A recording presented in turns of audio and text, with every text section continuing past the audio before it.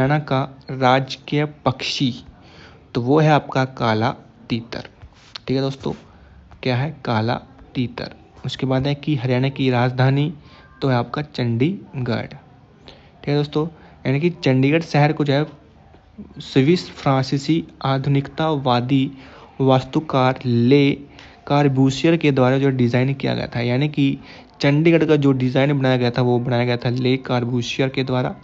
इन इमारतों में उच्च न्यायालय, सचिवालय, विधानसभा के साथ साथ विशाल ओपन हैंड स्मारक के साथ साथ कैपिटल राजधानी कॉम्प्लेक्स शामिल हैं। हरियाणा का चंडीगढ़ का जो क्षेत्रफल है वो 114 वर्ग किलोमीटर है। चंडीगढ़ का अर्थ है देवी चंडिका गढ़। चंडीगढ़ जो कि भारत का एक नियोजित शहर है। 1 नवंबर 1966 को हरियाणा एवं पंजाब के जो गठन के बाद है चंडीगढ़ को संयुक्त हरियाणा और पंजाब की राजधानी बनाया गया था। उसके बाद है कि हरियाणा डैश के बीच स्थित है, यानी कि किस अक्षांश के बीच जो है हरियाणा स्थित है। तो आज आपका जो अक्षांश है वो है 27 डिग्री 37 मिनट से लेकर 30 डिग्री 35 उत्तरी अक्षांश पर जो स्थित है, यानी कि ऑप्शन ए आपका राइट आंसर हो जाएगा।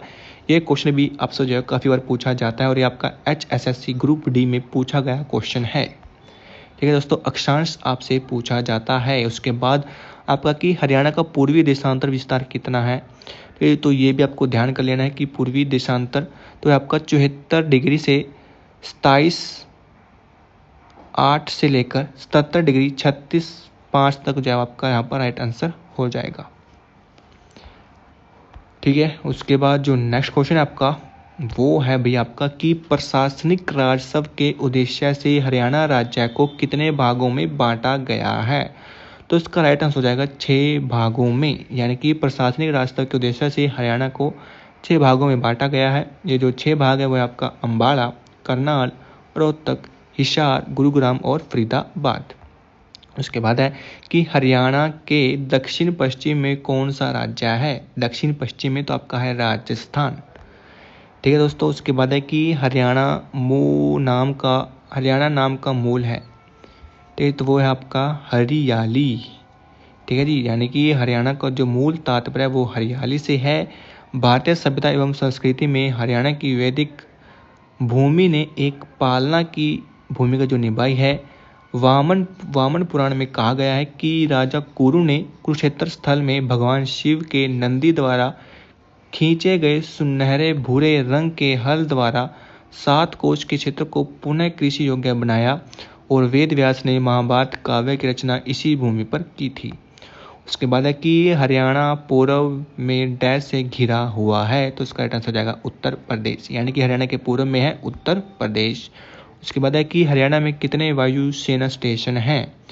तो इसका जो राइट आंसर हो जाएगा वो आपका 2 है। ठीक है जी दोस्तों, वर्तमान में लेकिन करंट में कितने हैं ये आपको जो है कमेंट कर देना दोस्तों। ठीक है जी, कि वर्तमान में कितने हैं। तो जो पहले थे वो था आपका अम्बाला वायु स्टेशन और सिरसा वायु स्टेशन, लेकिन अब जो है हिसार में भी जो बना है। ठीक है दोस्तों, हिसार में भी जो आपका वायु स्टेशन जो बन रहा है।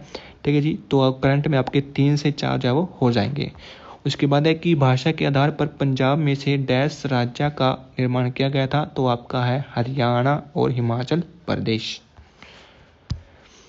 और नेक्स्ट है आपका यहाँ पर कि कौन सा राज्य हरियाणा के पूर्व में स्थित है। तो है आपका उत्तर प्रदेश। उसके बाद है कि हरियाणा अपनी सीमा इनके साथ साझा करता है, यानी किसके साथ साझा करता है। तो आपका राजस्थान के साथ, पंजाब के साथ और हिमाचल प्रदेश, यानी कि सभी के साथ अपनी सीमा जो साझा करता है। उसके बाद है कि कैलेंडर वर्ष के किस माह में हरियाणा दिवस मनाया जाता है। तो आपका मनाया जाता है नवंबर में। ठीक है जी, 1 नवंबर को। उसके बाद है कि हरियाणा की सीमा किसके साथ साझा करता है। तो आपका हिमाचल प्रदेश के साथ। उसके बाद है कि 1947 में जब भारत स्वतंत्र घोषित हुआ था तो हरियाणा निम्न में से किस राज्य का एक हिस्सा था। तो आपको हो जाएगा पंजाब का। उसके बाद जो नेक्स्ट क्वेश्चन है आपका कि निम्न में से कौन सा कथन सही है। तो हरियाणा का 74, 28 से 77, 36 तक अक्षांश पर स्थित है, बिल्कुल सही है। शिवालिक के अरावली पर्वत जो श्रेणी है वो राज्य के दक्षिणी हिस्से में आती हैं, तो ये जो सही नहीं है। अक्षांश पर स्थित है दोस्तों। हरियाणा जो कि इन भारत के पश्चिम में जो 27 से 31, 30 से 35 अक्षांश। अच्छा, यानी कि अक्षांश नहीं है, ये देशांतर है, यानी कि दोनों गलत हो जाएंगे। ठीक है, निम्न में से कोई सा भी नहीं है। ठीक है, अक्षांश की बात करें तो 27 पूछेगा, और देशांतर की बात करें तो 74 से वाला आएगा। ठीक है जी। और शिवालिक की जो श्रेणियाँ वो हरियाणा के उत्तर में पाई जाती हैं। जो अरावली पर्वत श्रेणियाँ वो हरियाणा के दक्षिण में पाई जाती हैं। यह दिल्ली, राजस्थान और गुजरात विस्तृत है।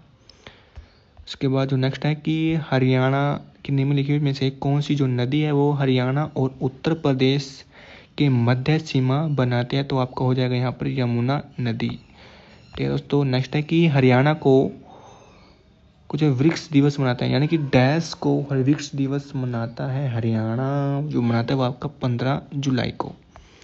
यानी कि हरियाणा राज्य प्रतिवर्ष 15 जुलाई को वृक्ष दिवस मनाया जाता है, और इसकी शुरुआत जो के.एम. मुंशी द्वारा की गई थी, यानी कि देवेंद्र सूरा को जो ट्री मैन ऑफ हरियाणा के नाम से जाना जाता है। उसके बाद है कि हरियाणा के उत्तर में निम्नलिखित में कौन सा राज्य स्थित है, तो उत्तर में है आपका हिमाचल प्रदेश।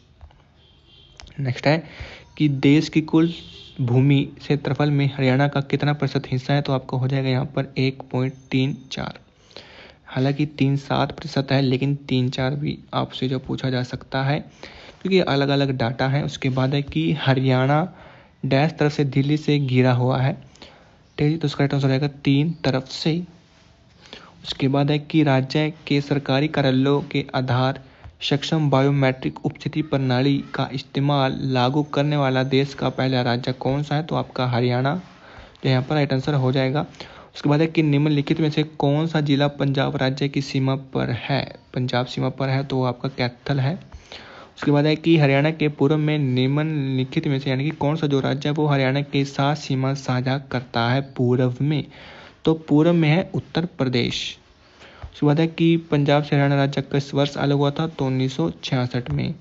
उसके बाद है कि हरियाणा में दूसरा सबसे बड़ा जो शहर है वो कौन सा है, तो जो दूसरा सबसे बड़ा शहर है आपका वो है गुरुग्राम।